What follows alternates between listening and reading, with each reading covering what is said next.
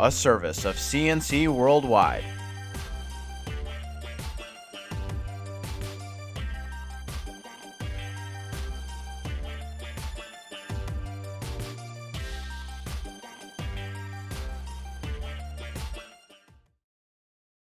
Good morning, Rochester. How are you doing today? This is Topher Jancursio with your CNC SportsROC report. So, this is our second video podcast. And to be honest, I was a little leery about doing it because now when I go on the street, people can put a nice name to the face. And, that could be a good thing or bad thing. Good thing for branding, getting your product out there, getting more recognition. And then at the same time, if you say something someone doesn't like, or maybe you make a bad call, now people can hate you, and now they can, picture you and find you and come and hunt you down. So, it's like one time I was approached already about this report that I'm doing, and they said, "Oh, you're Topher from that CNC SportsROC report," but he's like, I don't remember you from that." It's like, "Oh, okay. Well, what do you know me from then?" He says, "Well, you were a Penfield wrestler." I was like, "Oh, yeah, definitely. That's what I did. I had a lot of fun doing it." It's like, "Yeah, I always hated you. You were always so cocky." And I'm thinking, well, I really wasn't that cocky of a wrestler. Maybe he has that idea about Penfield wrestlers because, we were a good team. But that doesn't reflect, cockiness. I don't know.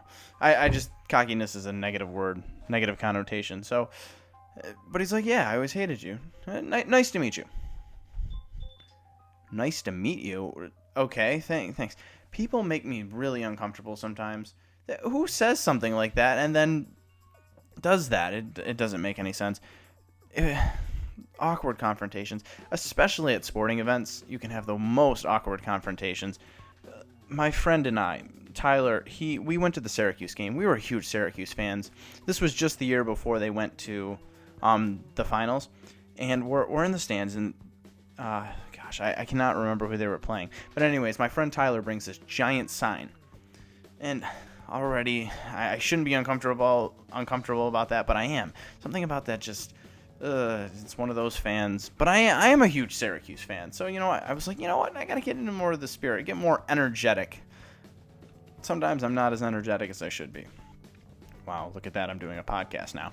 So anyways, he brings this huge sign, and during the game, he starts holding it up at certain points. And I noticed that the people behind him, because that's what I'm doing, I'm looking around like, oh gosh, who's looking? And the people behind him are getting really irritated because he's holding the sign right in front of them. Oh gosh. So I'm getting more and more uncomfortable by the second, and I don't want to say anything to him because he's my best friend. But then he starts screaming, and he's just like a true fan should be. I should be more like that.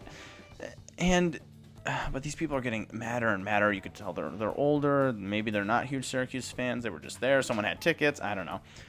But they keep giving him the look, and of course I notice, and he doesn't. And eventually they say something, and he doesn't hear them. But I hear it, and I'm more uncomfortable. And then finally they look at him, and they're like, "Excuse me, could you keep it down, and could you not be so inconsiderate and rude?"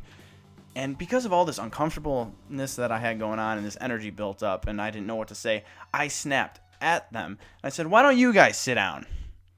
And then everyone's looking at me. So I did the exact opposite. I drew attention to myself, which I wasn't trying to do, and it made me look like the jerk.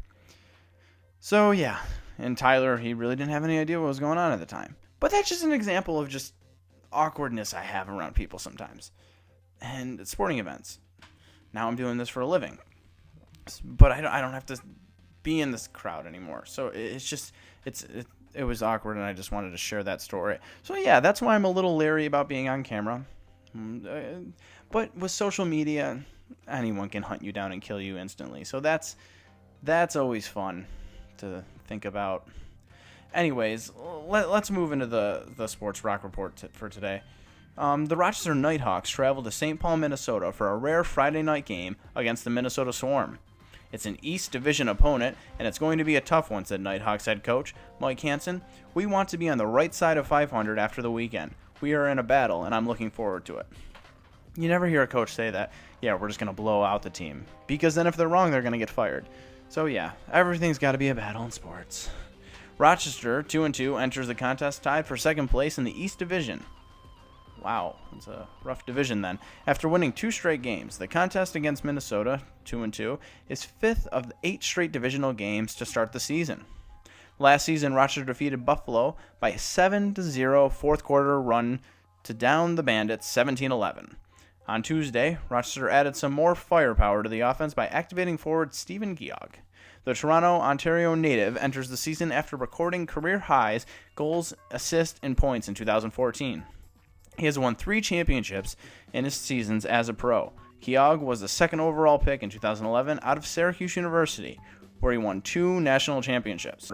Rochester leads the all-time series with a 13-5 record after sweeping the 3-game season series in 2014. And we all know that means nothing to beat a team by that much over the years because it's a completely new season and, we're all a little unsure about how the Knighthawks are going to look this year.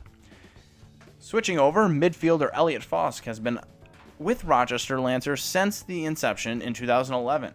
That season, Elliott earned 8 points for the Lancers, mirroring the number he wears on the back of his jersey. He nearly doubled his scoring following the season with 14 points. Last season, Elliott scored a career high of 13 goals, earning 32 points, and helped raise over $10,000 for Camp Good Days and Special Times. Fosk not only has been a key asset to the Lancers over the years, but he has been equally notable in the community. The 33-year-old from Spokane, Washington, has won the team's Community Service Award numerous times.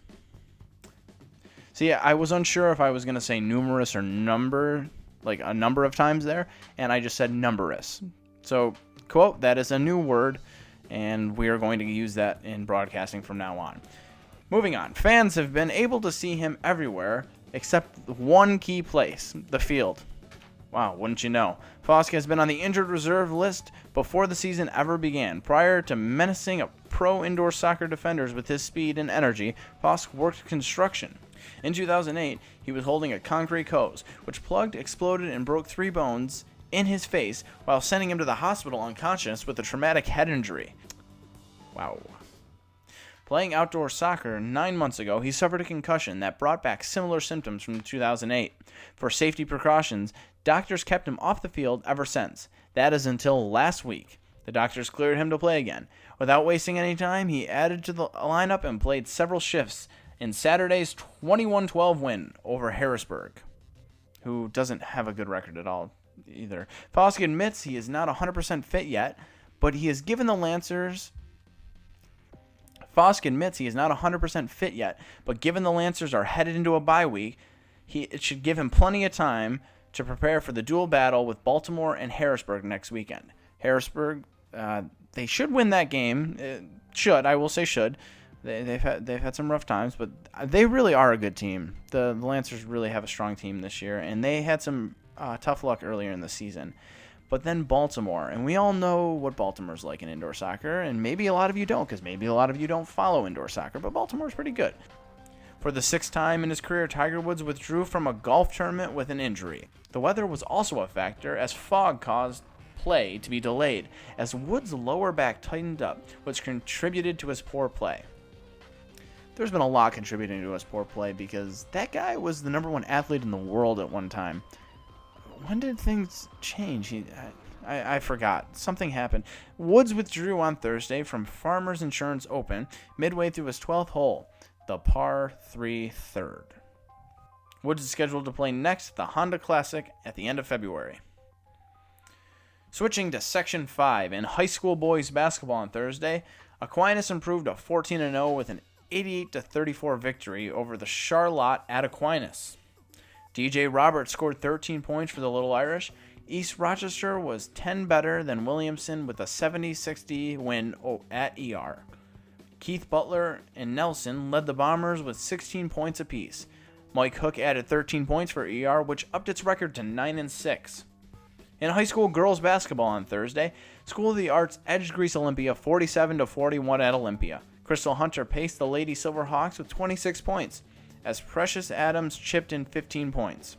And in high school ice hockey, Webster Thomas skated to a 2-2 overtime tie with Brockport at the Webster Ice Arena. The tie gives Thomas a 10-7-1 record. Brockport is now 7-7-3. Oh, that's too bad for Brockport. So, but they still got time, do they? Probably not much. Yeah, so that's it for the CNC Sports Rock Report today. If you want to be interviewed on the show, please send me an email and we will set up a time where we'll do a call and you can be on the show. You can talk about really whatever you want. Please have it to do with sports, though. Sports is what this is about. I mean, I know I shared a story in the beginning that wasn't really about sports, but at the same time it was, because that's what sports is. It's everything that's fun like that. So, yeah. If you want to send me those emails, you could also tweet at me on Twitter. That is completely fine. And we will set up a time for the interview. Thank you guys. Have a great day. Enjoy the rest of it. This is Topher Jancursio signing off. Now. That's the CNC Sports Rock Report for today. Come back tomorrow for the CNC Sports Rock Report.